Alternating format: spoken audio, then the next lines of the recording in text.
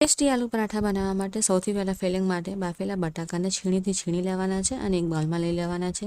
તેમાં સમારેલી ડુંગળી, ગળી લીમડી, સમારેલા લીલા મરચાં, વરિયાળી, લીલા મરચાં, આદુ અને લસણની પેસ્ટ, ધાણા જીરું પાવડર, હળદર પાવડર, લાલ ભૂકી, જીરા પાવડર, ગરમ મસાલા પાવડર, સ્વાદ પ્રમાણે મીઠું એડ કરવું, ચાટ મસાલા પાવડર, આમચૂર પાવડર અને બધું મિક્સ કરી લેવું સારી રીતે.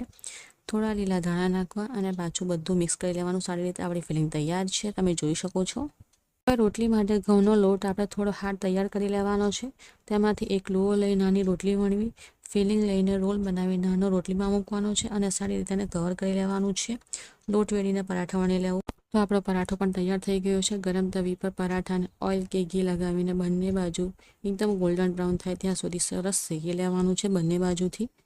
બંને બાજુથી પ્રેસ કરવું થોડું થોડું. તો તૈયાર છે આપણો આલુ પરાઠો. ખૂબ જ ટેસ્ટી બને છે. રેસીપી ઘરે જરૂરથી ટ્રાય કરજો.